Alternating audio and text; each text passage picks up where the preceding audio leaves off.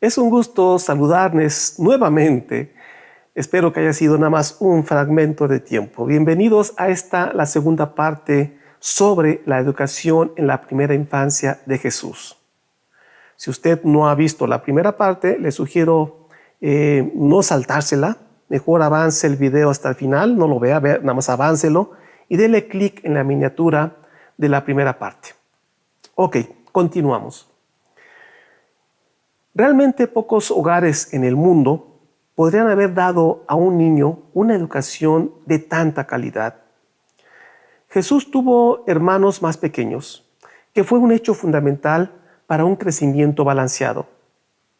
Es decir, no tuvo, ¿cómo vamos a llamarle?, las debilidades propias de los hijos únicos. El ambiente donde creció Jesús en sus primeros años tuvo las nutrientes de la tríada azul: una educación intelectual, otra moral y otra religiosa.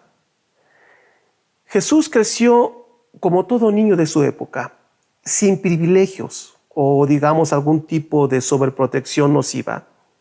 Tampoco fue lo que hoy llamaríamos, o lo que generalmente las personas le llaman un niño genio, porque yo no les llamo así, un niño genio.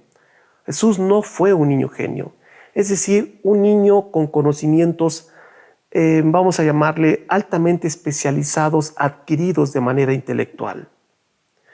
Gracias al juego libre, las labores del hogar con María y el trabajo intelectual y manual con su padre José, sumado a la enorme lealtad a los valores morales practicados de manera honesta y natural por sus familiares, fue que Jesús obtuvo una educación de gran nivel. La cultura judía tenía un programa sistemático para la crianza y educación de sus hijos. Según el libro azul, son 7 etapas. Las voy a leer. Número 1, el niño recién nacido, del 1 al 8º día. Número 2, el niño de pecho. Número 3, el destete. Número 4, el periodo de dependencia de la madre, hasta finales del 5º año. Número 5, el comienzo de la independencia del niño, cuando, en el caso de hijos varones, el padre asumía la responsabilidad de su educación. Número 6, la adolescencia de los niños y de las niñas. Y número 7, los jóvenes varones y las jóvenes mujeres. Me llama la atención que justamente a finales del 5º año de vida, el niño está a cargo de la madre, lo cual coincide con la llegada del ajustador del pensamiento. Eso significa que el padre terrenal se hace cargo del niño justamente cuando la chispa divina del Padre Universal entra en el ser humano. Me pregunto si esto será casual o había un conocimiento heredado justamente de Melquisedec. Pero esto no significa que la madre desapareciera. José tomó a su cargo la educación intelectual y religiosa, pero la educación hogareña, que es fundamental, seguía a cargo de María. Por ejemplo, María encargaba a Jesús, ya una vez pasados los 5 años, María encargaba a Jesús de cuidar las hiedras y las flores que crecían en el jardín hogareño. Y hay un dato curioso. En la educación que recibían los niños de escasos recursos, por ejemplo, en México o en otros países, esto es hace, digamos, unos 100 años, no había cuadernos. O bueno, al menos no había para los niños pobres, porque bueno, la educación en aquellos tiempos era muy elitista. En esos tiempos existía un método que se llamaba método Lancaster. No me refiero en la época de Jesús, estoy hablando de hace unos 100 años. La educación en Latinoamérica, en algunos países europeos, como en México, en Colombia, en Perú, etc. En esos tiempos existía un método llamado lancasteriano, que era para niños pobres, para poder dar educación de manera masiva a niños pobres. Esto ocurrió mucho en la época postrevolucionaria en México. De una manera ingeniosa, lo que hacían era construían cajitas de madera con arena y estos eran sus cuadernos para practicar las letras o dibujar. Pues de igual manera, Jesús se encargaba de tener listas esas cajas con arena donde dibujaba mapas y practicaba la escritura en arameo, griego y posteriormente en hebreo. Es obvio que su educación no se basó en libros de texto, como los que tenemos hoy en día. El libro que utilizaba Jesús para aprender el griego fueron las escrituras hebreas. Los niños en los primeros años de vida, digamos que confían en los padres. Suelen ser vistos como omnisapientes para los niños, es decir, los niños nos ven a nosotros, los adultos, como seres omnisapientes y como seres omnipotentes. En el caso de Jesús no fue la excepción. En ocasiones, las respuestas a las inquietudes de Jesús, que eran muchísimas, terminaban siendo contestadas, digamos, con Dios o el diablo, digamos, como responsables del bien o del mal, o hasta de fenómenos físicos. No obstante, conforme Jesús crecía, conforme iba llegando a la adolescencia, estas respuestas dejaban de ser creíbles, lo cual pues, es totalmente normal en los procesos del desarrollo cognitivo del niño. Otro detalle súper importante en la formación de Jesús, que le aseguro pasa por alto por las mayorías, es que la cultura judía da enorme importancia a los festejos. Y por mi experiencia como pedagogo en diversas labores, pues muchas personas podrían pensar que los festejos son solo, vamos a llamarle diversión, o hasta un tipo de adoctrinamiento. Lo he escuchado varias veces. Y que por lo tanto, pues no tienen, digamos, algún valor positivo pedagógico. Pues déjenme decirles que es todo lo contrario. Primeramente, los festejos hebreos de aquellos tiempos tienen un origen principalmente religioso. Conforme Jesús creció, comenzó a cuestionar cada vez más las cosas. Por ejemplo, le preguntaba a José sobre el significado de los ritos del sábado, sobre los sermones de la sinagoga y las fiestas de conmemoración. José, con esa característica que tenía, que era muy paciente, pues contestó a cada una de sus dudas. Por ejemplo, estaba la festividad de la luz. Esta se realizaba a mediados de enero, duraba 8 días y las celebraciones comenzaban prendiendo una vela la primera noche y agregándose una en forma sucesiva, una más cada noche. Luego venían las celebraciones como las del Purim, donde se narra la historia de la joven judía, no sé si sea Esther o Esther, creo que es Esther. Bueno, vamos a dejarle en Esther. En esto se narraba la historia de esta joven judía llamada Esther. También la celebración de la Pascua y de los primeros frutos y de la cosecha, y finalmente la del Año Nuevo, entre otras más festividades. Lo importante para un niño es que a través de los festejos, los niños sienten seguridad en el mundo. Les permite reconocer que la vida tiene un sentido rítmico, que las cosas se repiten, como todo ritmo. Por ejemplo, las estaciones del año van y vienen, por lo tanto, adquieren seguridad en el mundo. Las festividades marcan ciclos, un ir y venir de la vida. El niño, a través de los festejos, sabe lo que sigue, no necesita decidir, y eso le da seguridad. Espera, por ejemplo, tal o cual festividad con alegría porque sabe que sigue, sabe que viene. Eso le da certeza en el mundo. Es como ir a favor del tiempo y no en su contra. El ritmo, entre otras cosas, pues da tranquilidad. Tan solo obsérvese usted mismo en los ritmos que tiene en su día. Nos da tranquilidad, nos da certeza, otorga armonía y evita el estrés. Recuerde, el niño confía en los adultos. Es por eso que las festividades deben ser honorables.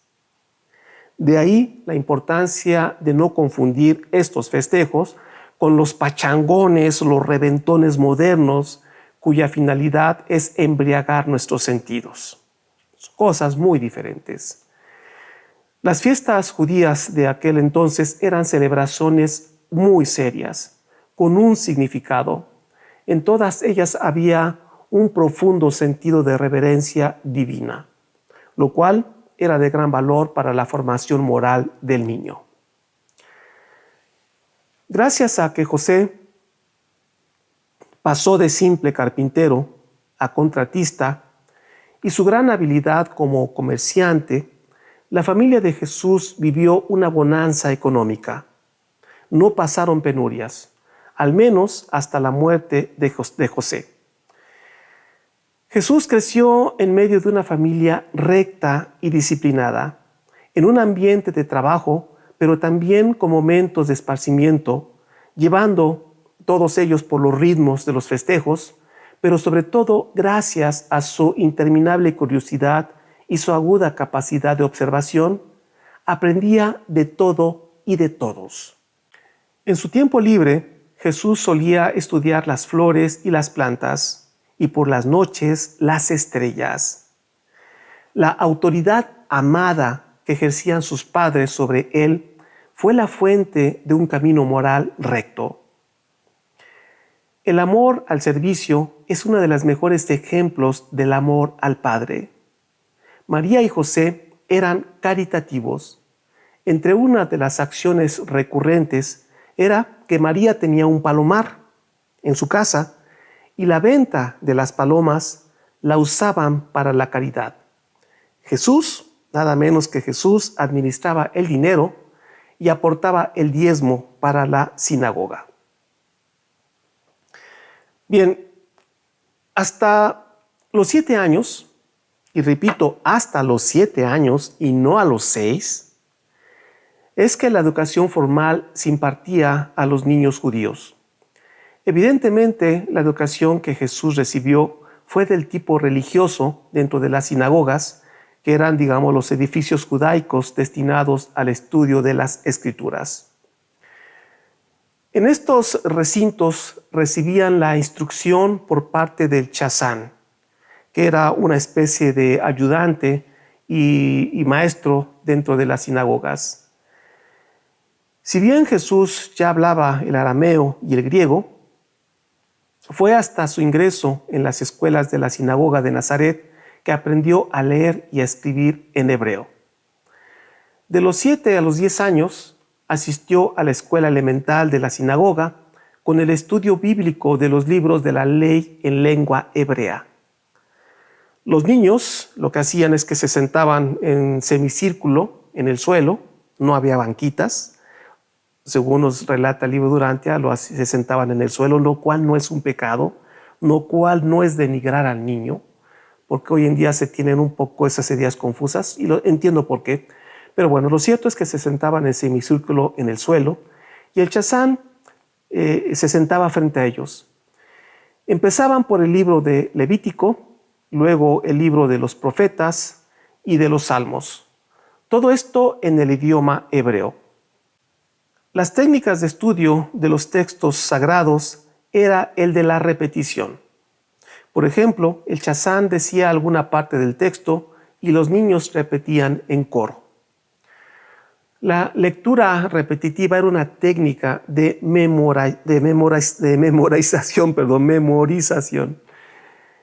Evidentemente sé, y lo sé muy bien, como pedagogo, que estas técnicas no casan con las propuestas modernas, sobre todo aquellas propuestas por la escuela activa o la escuela nueva, también así se le llamó a ese movimiento. Pero no tengo duda que esto que hacían en las escuelas judías tenía un sentido. La memorización hasta cierta edad es una técnica necesaria y es la más recomendable. Pero este es un tema que llevaría muchísimo tiempo a explicar, así es que ahí no me voy a meter. Solamente les diré que el libro azul dice que un niño primero vive y luego piensa sobre su vivir. Reflexione sobre eso. Un niño primero vive y luego piensa sobre su vivir. Es por eso que no es sano hacer un llamado a la reflexión en la primera infancia. No tengo duda que había gran sabiduría en la tríada educativa de los judíos.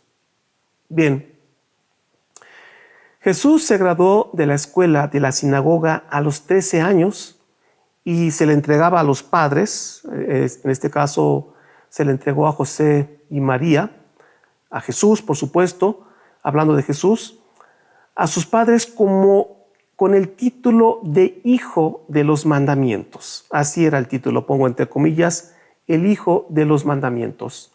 Así se le entregó a Jesús a sus padres. Si bien es cierto que la educación formal de las sinagogas fue fundamental para la obra de Jesús, también lo fue la educación informal que Jesús obtuvo del mundo que les rodeaba. El acercamiento a los viajeros de las caravanas tuvo diferentes etapas. Desde la mera observación de los primeros años de Jesús, cuando corría al encuentro de las caravanas o cuando las veía de lejos, hasta el contacto directo a través de pláticas con las diversas culturas de los caravaneros. En su mayoría eran gentiles. En suma, el libro Durantia nos lo resume de una manera muy práctica. Lo voy a leer. Jesús recibió su educación moral y cultura espiritual principalmente en su propio hogar. La mayor parte de su educación intelectual y teológica provino del Chazán, pero su verdadera educación, esa dote de mente y corazón que permite afrontar los difíciles problemas de la vida, la obtuvo mezclándose con sus semejantes. Esta asociación estrecha con sus semejantes jóvenes y viejos, judíos y gentiles, le ofreció la oportunidad de conocer a la raza humana. Jesús estaba altamente educado en el sentido de que comprendía completamente a los hombres y los amaba con devoción. Pues bien, era habitual que cuando los niños entraban a los 7 años a la escuela de la sinagoga, los niños elegían un texto que le llamaban el texto de aniversario, que era una especie de regla de oro que los guiaría a lo largo de sus estudios. Jesús escogió un texto del profeta Isaías que dice así: El Espíritu del Señor Dios está sobre mí, porque me ungió el Señor. Me ha enviado a predicar buenas nuevas a los abatidos, a vendar a los quebrantados de corazón, a publicar la libertad a los cautivos y a los presos espirituales apertura de la cárcel. Vaya, con este párrafo resultaba claro que Jesús comenzaba ya a dibujar la misión encomendada por su Padre Dios. Vea esa capacidad que Jesús sin duda empezó a desarrollar gracias a su ajustador del pensamiento y por supuesto gracias a toda esa inteligencia que traía, pues ser simplemente nada menos y nada más que el Micael, el soberano del universo. Jesús solía caminar con su padre, José, por las colinas cercanas a su casa, donde en la parte más alta podían observar los puntos cardinales del territorio por donde venían las caravanas. Además, junto con José, eran grandes observadores de cómo las plantas cambiaban de acuerdo a las estaciones del año. Ambos mostraban siempre un sentido de reverencia hacia la naturaleza. A los 8 años, Jesús aprendió a ordeñar las vacas y a cuidar de los animales de la granja. Y gracias a María, sabía hacer quesos y a usar el telar. A los 10 años, Jesús era un experto tejedor.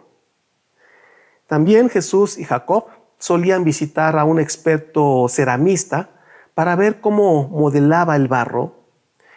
Este alfarero acostumbraba a dar un trozo de arcilla a Jesús y a su amigo Jacob, con los cuales ellos disfrutaban hacer figuritas de animalitos. Actualmente, esta educación puede parecer divertida, pero poco útil. Solemos pensar que solo la gramática o las matemáticas o las ciencias exactas tienen un valor educativo.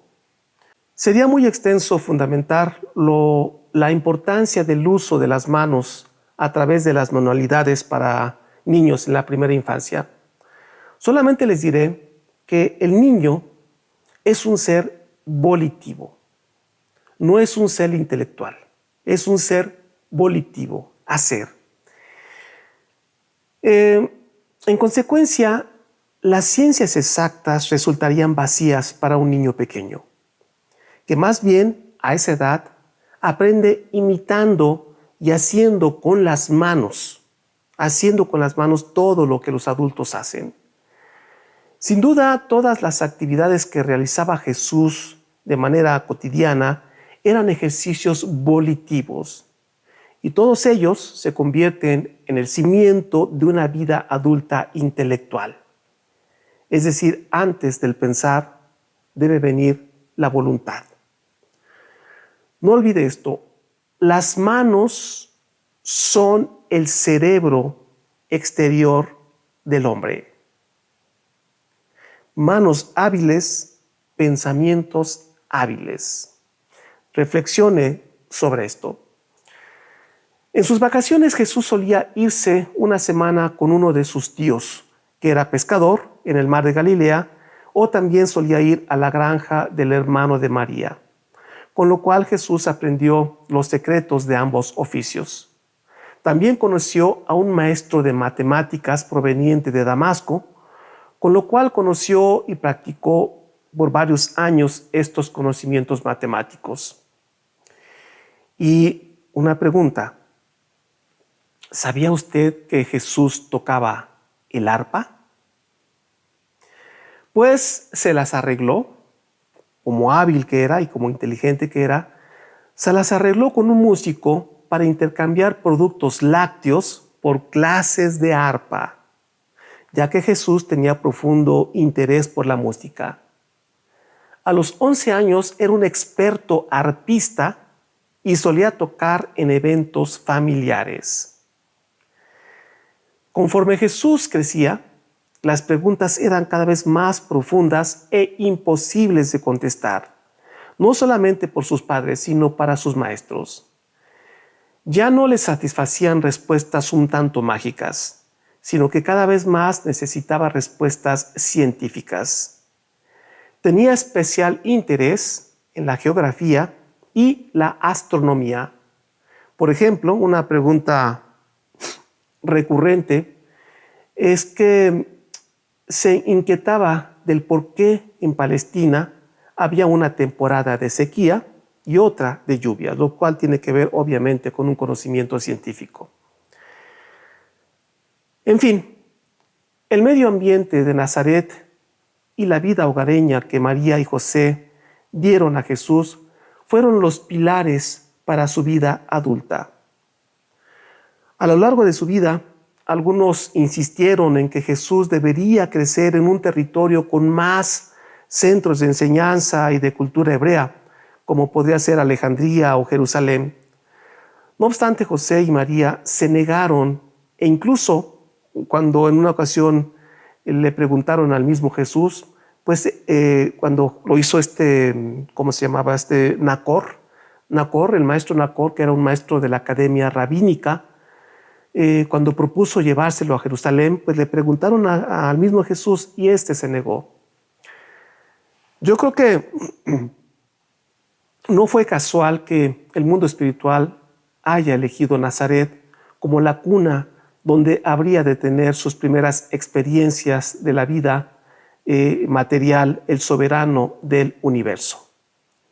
El hecho familiar basado en las costumbres religiosas de una familia humilde pero de amplia cultura de su tiempo y rica en valores espirituales como lo era José y María, eran las nutrientes exactas para un Micael encarnado. Y eran exactas debido a que los valores espirituales de esa familia terrenal eran esencialmente los mismos valores que circulan por las venas cósmicas espirituales. Fíjese bien qué importante era esto. Si bien Jesús recibió una educación para las necesidades terrenales, por ejemplo, aprender los diferentes idiomas, o a ordeñar las vacas, o a fabricar quesos, lo más importante en su formación hogareña fue la lealtad hacia los valores divinos que José y María practicaban de manera sincera cada día y en cada momento y situación que se les presentaban. Eran dos personas verdaderamente auténticas. Jesús, como niño sediento, mamó de la familia y de las personas honorables con las cuales se topó, de las nutrientes esenciales que le conectarían con el Dios Padre para realizar toda su futura obra. Los seres humanos nos educamos primero para vivir una vida material y segundo, para aprender los significados de la vida y en consecuencia, preparar una vida no material, es decir, espiritual. El ser humano moderno tiene mucho que aprender de la vida de aquellos tiempos y de aquellos lugares de Nazaret del niño Jesús. Soy el profesor Javier Posada y que la luz de la verdad ilumine su camino. Hasta la próxima.